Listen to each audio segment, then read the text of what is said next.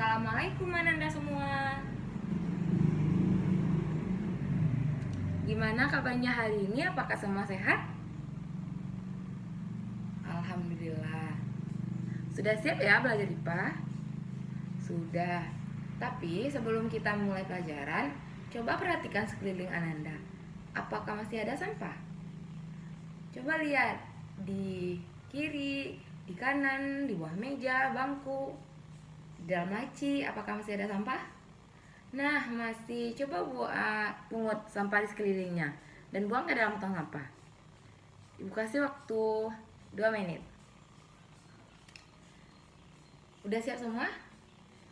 Nah, coba perhatikan lagi apa yang kurang. Nah, mejanya banyak yang tidak lurus. Coba rapikan dulu meja dan kursinya. Nah, udah ya. Jadi kalau kelas sudah rapi, udah bersih, kita senang dalam belajar. Pertama, kita ucapkan rasa puji syukur kita terhadap Allah Subhanahu wa taala, di mana kita masih diberi nikmat kesehatan, nikmat iman, sehingga kita dapat melaksanakan pembelajaran pada hari ini. Sebelum memulai pelajaran, coba kita kelas pimpin doa terlebih dahulu.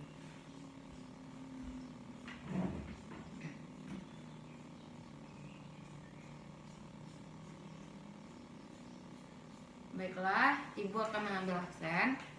Nanti yang terpanggil namanya angkat tangan ya. Ahmad Fauzan, Arif Livano,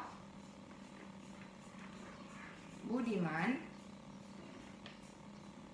Cica Amelia,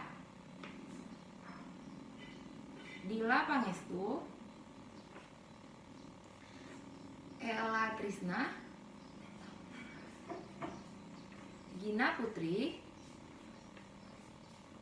Yolanda Francisca. Berarti hadir semua ya hari ini. Baiklah Ananda semua, sebelum kita masuk ke topik hari ini, Ibu mau mereview pelajaran minggu lalu. Siapa yang masih ingat pelajaran minggu lalu tentang apa? Iya, Dila. Tentang? Jadi, pelajaran minggu lalu kita tentang gerak dan pengaruh gaya. Apa itu gerak? Iya, coba Gina. Benar, gerak adalah proses perpindahan tempat dari posisi awal ke posisi akhir. Kalau gaya, siapa yang tahu apa itu gaya? Iya, coba Fauzan. Gaya. Benar.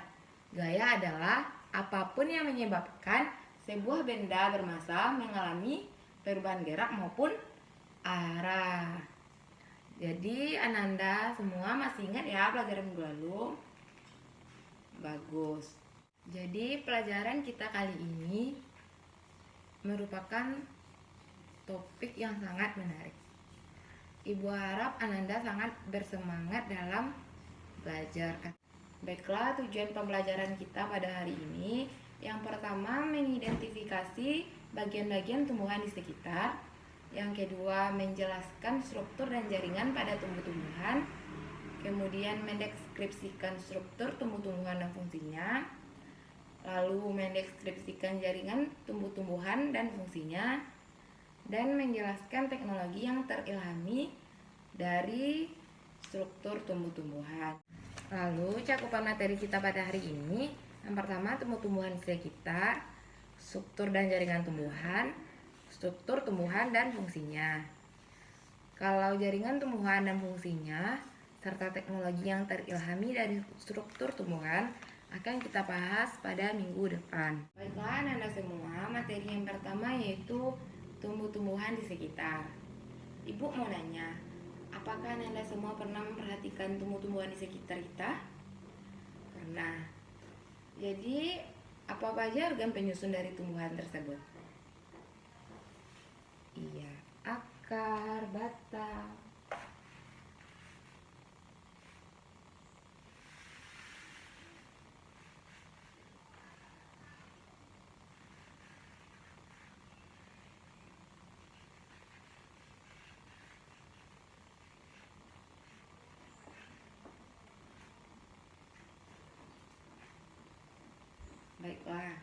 Jadi, tumbuhan yang lengkap tersusun dari organ-organ berikut. Yang pertama ada akar, kemudian ada daun, ada batang, buah, dan bunga. Baiklah, materi selanjutnya yaitu struktur dan jaringan tumbuhan. Siapa yang tahu apa itu jaringan? Ya, kumpulan sel, kurang tepat. Ada yang mau menambahkan? Nah, secara lengkap, jaringan itu adalah sekumpulan sel yang memiliki struktur yang sama, membentuk suatu kesatuan untuk memberikan fungsi tertentu. Jaringan ini dibedakan menjadi dua berdasarkan sel penyusunnya. Yang pertama yaitu jaringan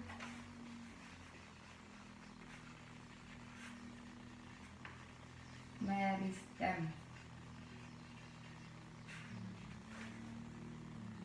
Kemudian yaitu jaringan permanen.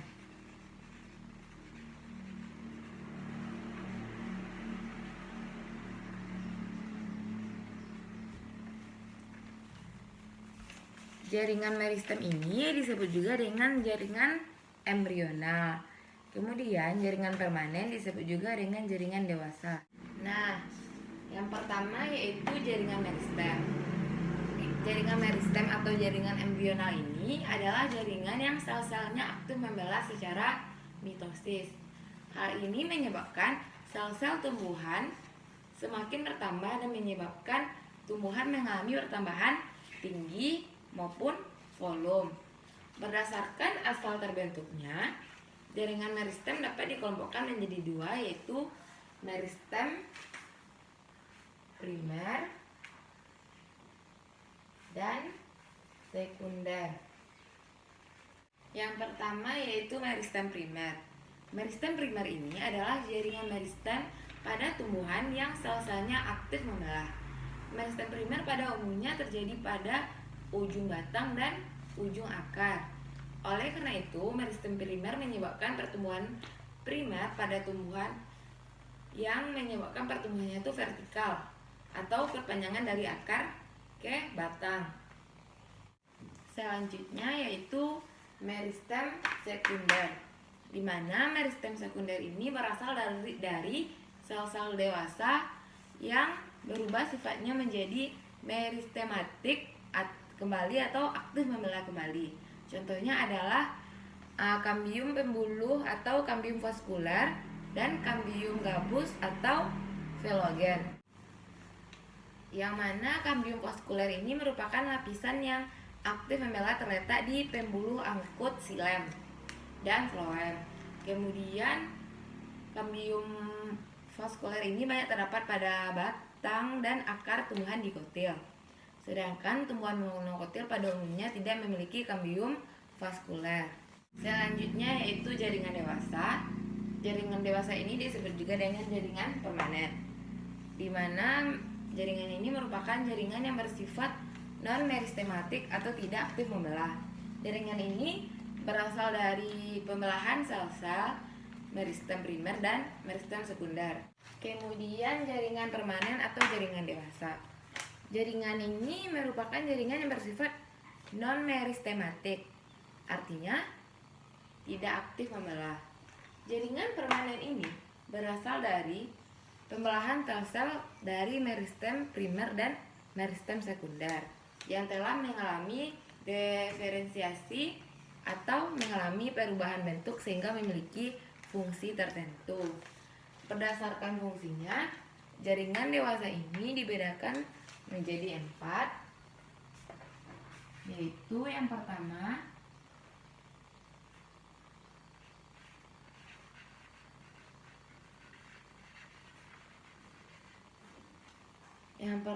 yaitu jaringan dasar. Kemudian jaringan pelindung.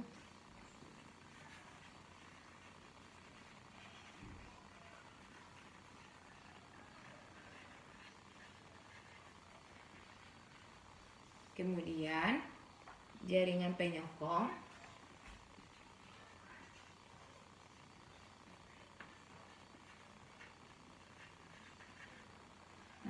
terakhir jaringan pengangkut. Jadi 4 ini merupakan pembagian dari jaringan dewasa. Nah, masuk yang pertama yaitu jaringan dasar. Jaringan dasar ini merupakan jaringan yang hampir terdapat di seluruh bagian tumbuh-tumbuhan. Jaringan dasar ini seringkali disebut dengan jaringan pengisi. Jaringan ini berperan penting dalam semua proses fisiologi atau metabolisme pada tumbuhan. Contoh dari jaringan dasar ini yaitu jaringan parenkim. Jaringan parenkim dapat berdiferensiasi menjadi banyak jenis parenkim lainnya, misalnya pada buah dan umbi. Ibu mau nanya, apa contoh tumbuhan yang memiliki umbi? Iya, Yolan? Iya, kentang, benar sekali. Parenkim ini dapat berdiferensiasi menjadi parenkim cadangan makanan yang berfungsi untuk menyimpan cadangan makanan bagi tumbuhan. Kemudian pada daun, jaringan parenkim ini berdiferensiasi menjadi parenkim palisade dan jaringan bunga karang yang berfungsi untuk proses fotosintesis. Kemudian yaitu jaringan pelindung. Jaringan pelindung ini terdapat di seluruh bagian luar tumbuhan. Tumbuhan memiliki jaringan pelindung untuk melindungi bagian dalam tumbuhan dari berbagai pengaruh luar yang merugikan. Misalnya hilangnya air akibat suhu yang meningkat dan melindungi dari kerusakan mekanik. Contoh dari jaringan pelindung yaitu jaringan epidermis. Jaringan epidermis ini bisa berkembang seperti stomata atau mulut daun, duri, dan lain-lain. Selanjutnya yaitu jaringan penyokong. Jaringan penyokong ini merupakan jaringan yang berperan untuk menunjang bentuk tubuh tumbuhan. Berdasarkan sifatnya, jaringan penyokong ini dibedakan menjadi dua, yaitu jaringan kolenkim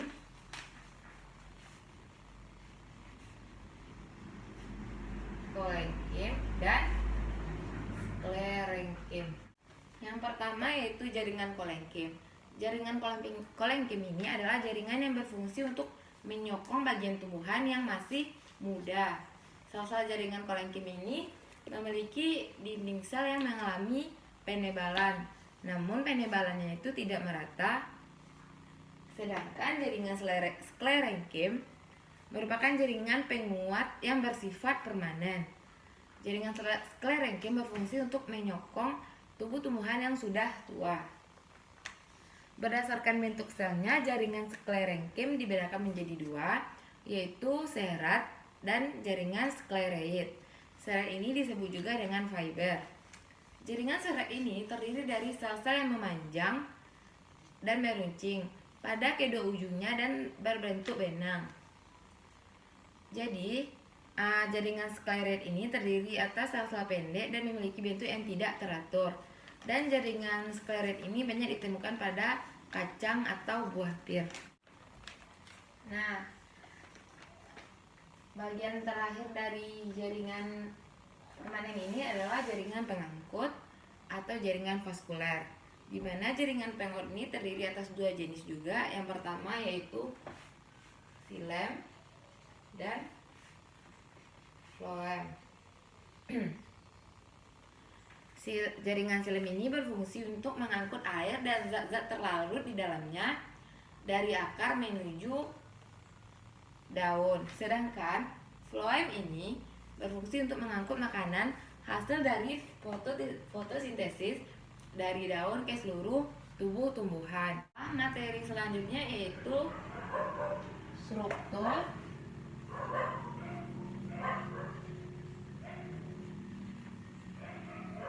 tumbuhan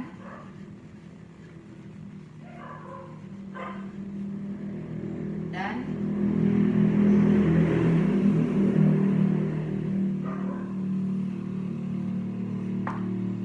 struktur tumbuhan dan fungsinya. Yang pertama yaitu dimulai dari organ vegetatif tumbuhan.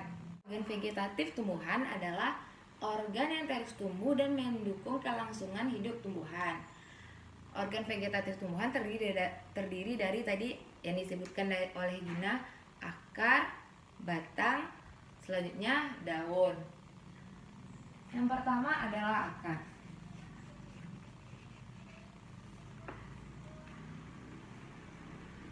Akar adalah organ tumbuhan yang kebanyakan berada di bawah tanah, tidak berbuku-buku, tumbuh ke arah pusat bumi, warnanya kayak putih-putihan atau kayak kuning-kuningan, dan berbentuk meruncing. Sistem perakaran terbagi menjadi dua. Yang pertama yaitu akar serabut.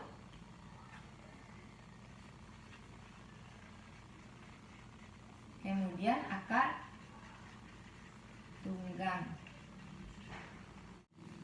Kemudian akar ini berfungsi untuk yang pertama menempatkan tumbuhan pada tanah atau media tumbuhnya.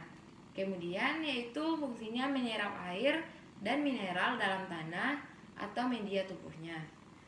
Pada beberapa tumbuhan, akar mengalami modifikasi sehingga dapat memiliki fungsi yang berbeda, seperti untuk menyimpan cadangan makanan, misalnya pada umbi-umbian, singkong, kentang, bengkoang, dan umbi-umbian lainnya. Sedangkan akar juga bisa bermodifikasi menjadi berfungsi untuk menyerap oksigen atau alat untuk bernafas. Contohnya pada tumbuhan bakau. Siapa yang tahu apa perbedaan dari akar serabut dan akar tunggang ini? Apa kalau serabut memiliki akar-akar yang kecil dan menyebar, seperti pada gambar ini serabut. Sedangkan akar tunggang memiliki satu akar yang besar atau utama dan akar-akar kecil di samping yang mengelilingi akar utama tersebut. Contoh dari akar serabut tersebut seperti kelapa dan rambutan. Sedangkan contoh tumbuhan yang memiliki sistem perakaran tunggang seperti jagung dan tebu. Selanjutnya masuk kepada organ generatif yang kedua, yaitu batang. Batang ini berfungsi sebagai penyokong bagian-bagian tumbuhan yang tegak di atas tanah, sebagai jalan pengangkutan air dan mineral dari akar menuju daun, dan jalan pengangkutan makanan dari daun ke seluruh tubuh. Perbedaan struktur luar batang ini juga dibedakan menjadi dua, yaitu batang tumbuhan dikotil dan monokotil, di mana batang monokotil itu terlihat jelas ruas-ruasnya dan batang dikotil tidak terlihat jelas ruas-ruasnya. Contoh batang monokotil ini seperti pada bambu. Anda pernah perhatikan bambu? Pasti pada bambu tersebut terlihat jelas ruas-ruas dari batang bambu. Sedangkan pada dikotil seperti batang tumbuhan, batangnya tidak terlihat jelas ruas-ruasnya. Ini ruas-ruas pada batang bambu. Pada beberapa tumbuhan, batang ini mengalami beberapa modifikasi menjadi tempat cadangan makanan, seperti pada tumbuhan tebu, kentang, dan kunyit. Organ vegetatif tumbuhan selanjutnya yaitu daun. Daun ini adalah organ tumbuhan yang berbentuk tipis, lebar, banyak mengandung zat hijau daun yang disebut juga dengan klorofil, dan berfungsi untuk mengambil zat karbon dioksida atau CO2 yang digunakan dalam proses fotosintesis, penguapan dan mengatur penguapan air dan pernapasan tumbuhan. Daun ini juga dibedakan menjadi dua, yaitu daun monokotil dan daun dikotil. Pada daun monokotil, pertulangannya sejajar atau melengkung. Sedangkan pada daun dikotil, sistem pertulangan daunnya yaitu menjari atau menyirip. Siapa yang tahu pada tumbuhan apa yang memiliki daun monokotil? Jadilah pada tumbuhan pepaya. Kenapa Dila menyebutkan pada tumbuhan pepaya memiliki daun monokotil? Karena memiliki sistem pertulangan menjari. Apakah teman-teman sepakat kalau tumbuhan pepaya memiliki daun monokotil? Tidak. Nah, jawaban Dila kurang tepat. Baiklah, Ibu jelaskan. Pada daun monokotil memiliki sistem pertulangan yang sejajar dan melengkung. Kalau pepaya, sistem pertulangannya menjari, jadi termasuk ke dalam dikotil. Jadi, contoh dari tumbuhan yang memiliki daun monokotil seperti daun tebu. Di mana daun tebu memiliki sistem pertulangan yang sejajar. Nah, kemudian contoh daun dikotil pada tumbuhan baru yang disebutkan oleh Dila tadi, yaitu pada daun pepaya, di mana sistem pertulangannya itu menjari. Selanjutnya yaitu organ generatif tumbuhan. Organ generatif tumbuhan ini adalah organ tumbuhan yang berfungsi sebagai organ perkembangbiakan. Organ generatif tumbuhan ini terdiri dari yang disebutkan tadi bunga, buah, dan biji. Yang pertama yaitu bunga.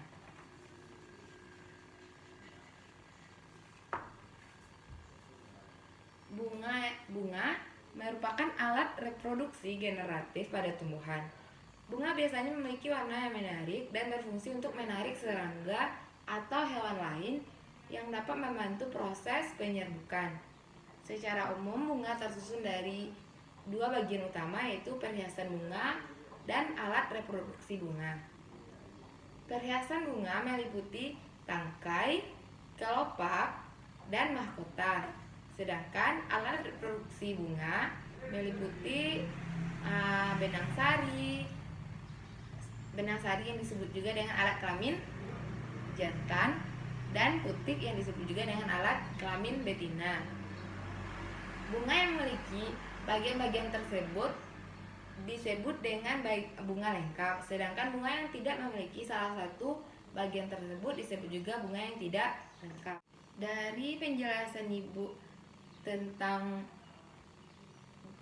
bagian-bagian dari bunga lengkap dan bunga tidak lengkap, jadi menurut Ananda, apa saja bunga yang merupakan bunga lengkap? Coba diskusikan dengan kawan sebangku. Ya, coba Meja Arif. Bunga lengkap, contohnya benar, bunga sepatu, bunga mawar. Kalau bunga tidak lengkap, siapa yang tahu? Iya, Dila? Iya, bunga pepaya dan bunga kelapa. Bunga pada dikotil memiliki kelopak, mahkota, dan benang sari berjumlah kelipatan 3. Sedangkan bunga monokotil memiliki kelopak, mahkota, dan benang sari berjumlah kelipatan 4 atau 5. Organ generatif selanjutnya yaitu buah dan biji. Buah berfungsi untuk tempat menyimpan cadangan makanan. Buah juga banyak dikonsumsi oleh hewan dan manusia. Sedangkan biji berfungsi dalam proses reproduksi tumbuhan seperti penyerbukan dan sebagainya.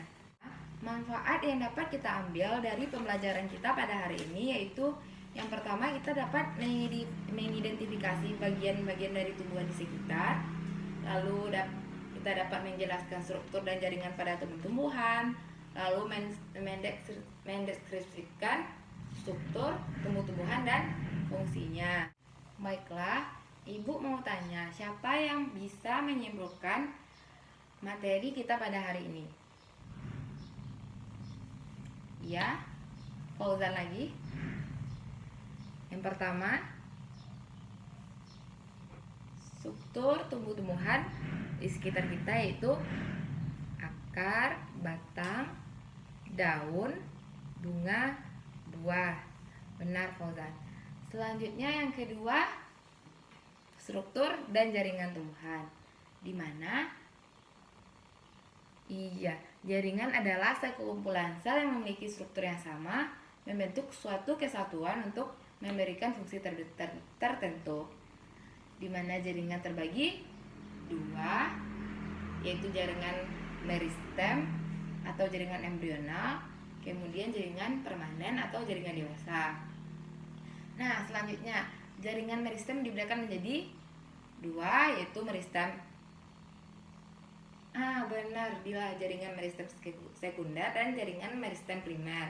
Sedangkan jaringan dewasa atau jaringan permanen dibedakan menjadi 4. Yang pertama, jaringan dasar, kemudian jaringan pelindung, jaringan penyokong, kemudian jaringan pengangkut atau vaskuler. Selanjutnya, materi kita yaitu struktur tumbuhan dan fungsinya, di mana tadi dijelaskan ada organ generatif dan organ vegetatif. Contoh dari organ vegetatif ada akar, batang, dan daun. Sedangkan organ generatif ada bunga, buah, dan biji. Kemudian Ibu sangat senang mengajar di kelas ini karena Ananda semua memperhatikan Ibu dengan baik dan semuanya aktif dalam pembelajaran. Selanjutnya Ibu akan memberikan kuis. Cukup 2 pertanyaan.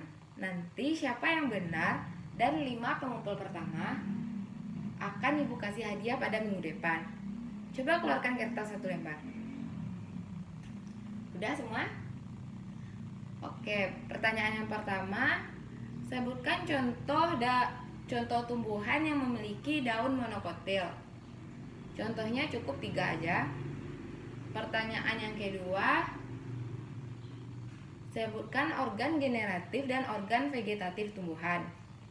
Waktunya 2 menit. Tapi jika ada yang siap, boleh dikumpulkan ke depan. Nah, udah dikumpul semua jawabannya? Udah. Baiklah, jawabannya akan Ibu periksa nanti. Pada minggu depan akan Ibu umumkan dan memberikan hadiah pada 5 orang pertama dan jawabannya benar. Kemudian tugas di rumah, coba Ananda kerjakan LKS halaman 26 dan 27. Kemudian pada minggu depan kita akan melanjutkan pelajaran tentang jaringan tumbuhan dan fungsinya serta teknologi yang terilhami dari struktur jaringan tumbuhan. Baiklah, kita ucapkan alhamdulillah karena pembelajaran kita berjalan dengan lancar. Alhamdulillahirobbilalamin.